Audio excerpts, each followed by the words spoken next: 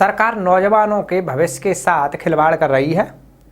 पहले तो नौकरियां निकल नहीं रही हैं और सरकार नौकरियां निकलवाती भी है तो उसका पेपर भी जानबूझकर लीक करा देती है। सोमवार को सपा के राष्ट्रीय अध्यक्ष यानी कि प्रदेश के पूर्व मुख्यमंत्री अखिलेश यादव ने अपने पैतृक गांव सैफई में पत्रकारों से वार्ता करते हुए योगी सरकार पर ये आरोप लगाए। नौजवानों के भविष्य से खिलवाड़ कर रही है सरकार।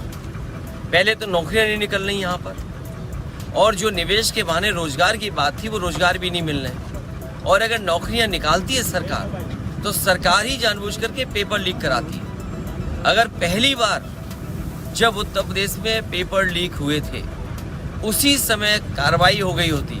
आज तो डायलॉग चल रहे हैं, अखबारों में देखिए डायलॉग हैं, सरकार के डायलॉग हैं। अगर पहले दिन ही कार्रवाई हो गई होती तो नौजवानों को नौकरियां मिल गई होती, नौकरियों के ये पेपर लीक नहीं होते।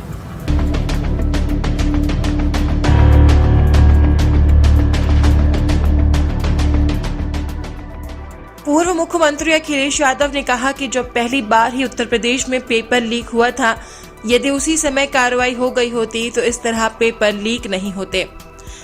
इस समय सरकार सिर्फ डायलॉग मार रही है। पुलिस भर्ती, आरओ, एआरओ समेत तमाम परीक्षाओं की तैयारी कर रहे करीब 60 लाख छात्र परेशान हैं। पेपर छपने से लेकर पेपर बंटवाने तक में सरकार के लोग शामिल हैं। सरकार की नीयत है कि नौकरी ना देनी पड़े, क्योंकि उसके लिए उनके पास बजट नहीं है। नौकरी के नाम पर भी फॉर्म से एकत्रित रुपए का सरकार उपयोग कर रही है। सरकार पेपर छपवाती है, सरकारी पेपर लाती है, सरकारी डिस्ट्रीब्यूट करती है, तो कौन दे रहा है पेपर? ये तो सवाल आपको सरकार से पूछना चाहिए। तो इसके पीछे मंशा क्या होगी सरकार की? सरकार की नीयत ये है कि नौकरी नहीं देनी पड़े उन्हें। नौकरी देनी पड़ेगी तो उसके लिए उन्हें बजट देना पड़ेगा, बजट है नहीं तो नौकरियां निकालते हैं और नौकरियों के बहाने जो पैसा इकट्ठा करते हैं वो भी सरकार इस्तेमाल कर रही है।